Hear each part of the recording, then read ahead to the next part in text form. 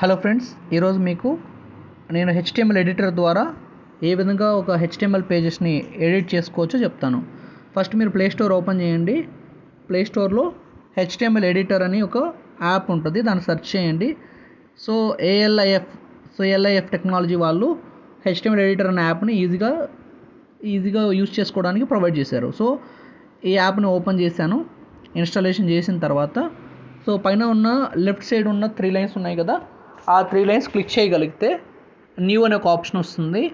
న్యూలో HTML file అనే ఒక option ఉంటుంది. హెచ్టిఎంఎల్ ఫైల్ని క్లిక్ చేయండి.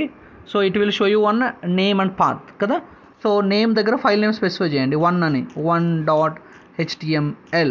ఓకే, జస్ట్ క్రియేట్ అనే బటన్ క్లిక్ చేయండి. సో 1 అనే నేమ్ ఆల్రెడీ ఉన్నట్లయితే will go with 5.html and click on create button click చేసినట్లయితే బై డిఫాల్ట్గా ఒక టెంప్లెట్ అనేది చూపించేస్తుంది.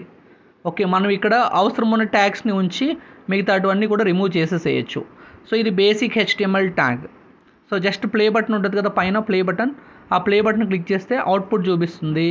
5.html మీద క్లిక్ చేస్తే కోడ్ పార్ట్, ఇటు పక్కన రైట్ సైడ్ క్లిక్ చేస్తే హెలో వరల్డ్ మీద అవుట్పుట్ చూపిస్తుంది. సో మీరు మొబైల్లో చక్కగా హెచ్టిఎంఎల్ ప్రోగ్రామ్స్ని ప్రాక్టీస్ చేసుకోవడానికి ఉపయోగించే టైప్ ఆఫ్ యాప్ ఇది.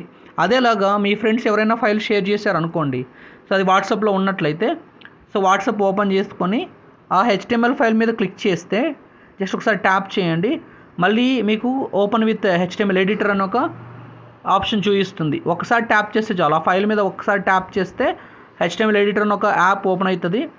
దాన్ని సెలెక్ట్ చేసుకోగలిగితే ఆ కోడ్ ఓపెన్ అవుతుంది.